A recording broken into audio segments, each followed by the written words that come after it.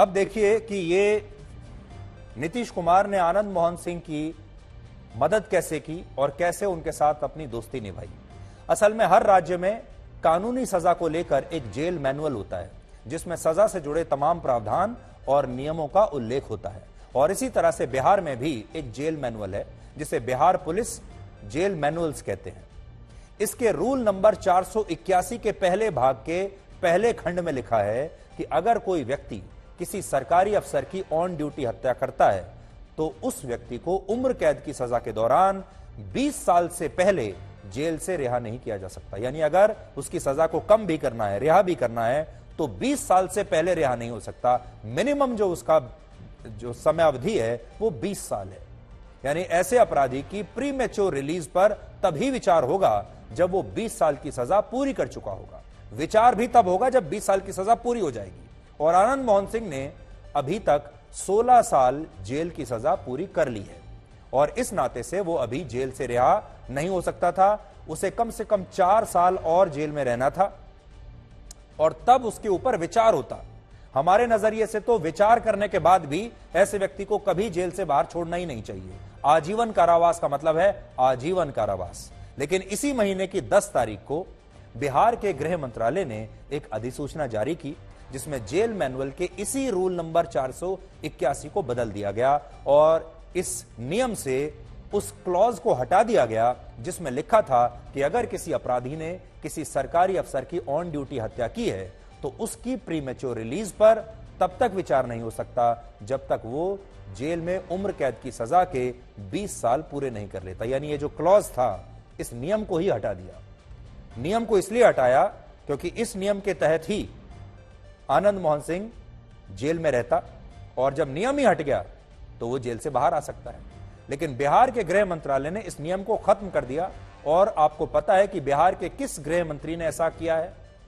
बिहार के गृह मंत्री का नाम है नीतीश कुमार, क्योंकि नीतीश कुमार बिहार के मुख्यमंत्री होने के साथ साथ राज्य का जो गृह मंत्रालय है वो भी उन्हीं के पास है। यानी वो मुख्यमंत्री भी हैं और गृह मंत्री भी हैं और उन्होंने ही इस नियम को हटाकर आनंद मोहन की सजा को माफ करा दिया। और यहां बात सिर्फ आनंद मोहन सिंह की नहीं है। आनंद मोहन के साथ 26 दूसरे कैदी और बड़े अपराधी अपनी सजा पूरी किए बिना ही जेल से छूट जाएंगे इस नियम की वजह से, जिन्हें, और ये वो अपराधी हैं जिन्हें हत्या के गंभीर अपराधों में सजा दी गई है। और इनमें 7 अपराधी तो ऐसे हैं जिन्हें लेकर बिहार की सरकार खुद ऐसा मानती है कि अगर ये अपराधी जेल से बाहर आए तो ये कोई बड़ी घटना को अंजाम दे सकते हैं। यानी दोबारा से लूटपाट, चोरी, डकैती, हत्या ये करेंगे। इसीलिए सरकार ने इन सभी 7 कैदियों को जेल से रिहा होने के 2 साल तक हर महीने स्थानीय थानों में अपनी उपस्थिति यानी हाजिरी लगाने के लिए कहा है। मैं आपको कुछ पढ़कर बता देता हूं। देखिए, ये नोटिफिकेशन मेरे पास है और इसमें वो लिखते हैं, राज्य दंडादेश परिहार पार्षद की दिनांक 20/4/2023 को आयोजित बैठक में 14 वर्षों का वास्तविक संसीमन अवधि गुजारने वाले आजीवन कारावास प्राप्त बंदियों को मुक्त किए जाने की अनुशंसा पर राज्य सरकार द्वारा ऐसे बंदियों को मुक्त करने का निम्नवत निर्णय लिया गया है।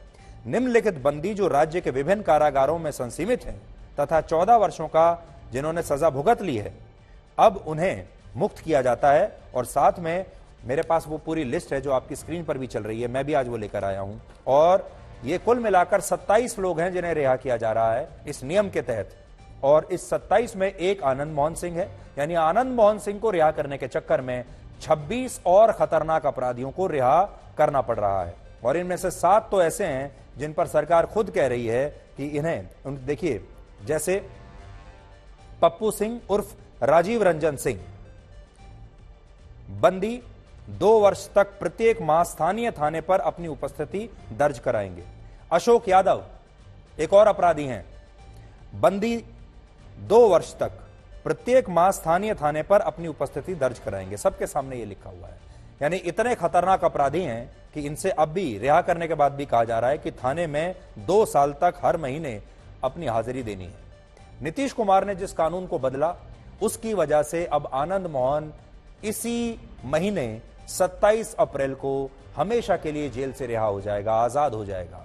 और हैरानी की बात यह है कि वो अब भी पेरोल पर जेल से बाहर आया हुआ है, क्योंकि उसके बेटे चेतन आनंद की कल ही सगाई थी। वही चेतन आनंद जो लालू यादव की पार्टी आरजेडी के विधायक हैं, जिनकी सरकार में आनंद मोहन सिंह ने गोपालगंज के डीएम की वर्ष 1994 में हत्या की थी। तब आरजेडी की ही सरकार थी, लालू यादव मुख्यमंत्री थे। लेकिन अब आज इन तस्वीरों को देखिए, ये तस्वीरें कल की हैं, 24 अप्रैल की तस्वीर है। 24 अप्रैल को आनंद मोहन के विधायक बेटे की सगाई थी और इस सगाई में शामिल होने के लिए मुख्यमंत्री नीतीश कुमार, उप मुख्यमंत्री तेजस्वी यादव लखनऊ से पटना पहुंचते ही सबसे पहले हवाई अड्डे से सीधे उनकी सगाई के कार्यक्रम में उपस्थिति दर्ज कराने के लिए पहुंचे। और आप आनंद मोहन की ये तस्वीरें नीतीश कुमार के साथ देख सकते हैं, मुख्यमंत्री के साथ। और यहां बात सिर्फ इन पार्टियों की ही नहीं है, बीजेपी के नेता सुशील मोदी भी कल आनंद मोहन के बेटे की सगाई में शामिल होने के लिए गए थे और उनसे बड़े प्यार से गले मिलकर उन्होंने तस्वीर खिंचाई थी। वो तस्वीर भी अभी हम आपको दिखाएंगे, जिसमें सुशील मोदी आपको गले मिलते हुए नजर आएंगे आनंद मोहन सिंह के। अब आप बड़ी स्क्रीन पर देखिए, आपको और बड़े पर्दे पर यह दिखाते हैं हम।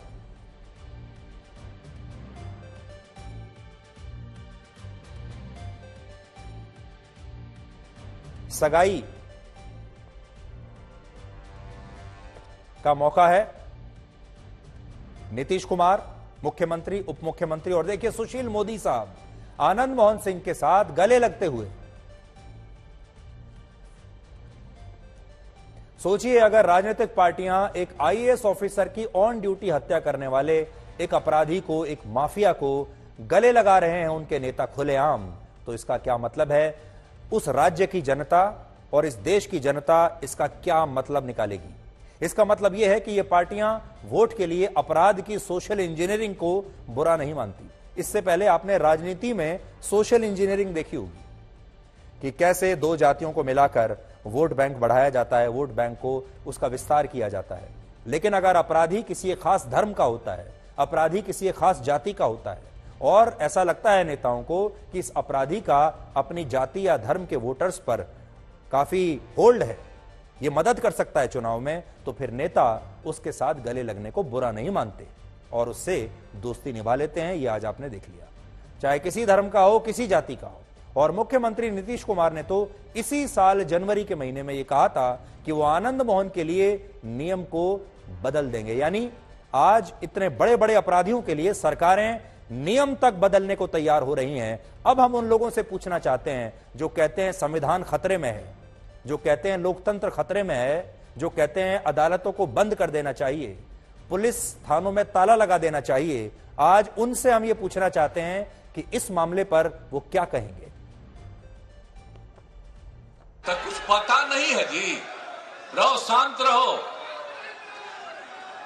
आपको पता नहीं है, उनकी पत्नी से पूछ लीजिएगा कि हम क्या कोशिश कर रहे हैं, तो कुछ जानते ही नहीं हो। ये चुप बैठो, शांत रहो, शांत रहो, बैठे रहो। सब चिंता मत करिए, हम लगे हुए हैं जी। अब ये सब बात काहे के लिए करते रहते हो? तो बिहार के मुख्यमंत्री नीतीश कुमार कह रहे हैं चिंता मत करिए जी, हम लगे हुए हैं। किस चीज में लगे हुए हैं? कि हम आनंद मोहन की सजा कम कराने के लिए लगे हुए हैं, क्योंकि जनता ने उन्हें इसीलिए तो चुनकर भेजा है कि वो आनंद मोहन सिंह जैसे बड़े अपराधियों की सजा कम करवाएं, उनके मदद करें, उनके बच्चों को विधायक बनवाएं। इसीलिए तो उन्हें जनता ने यहां बैठाया है।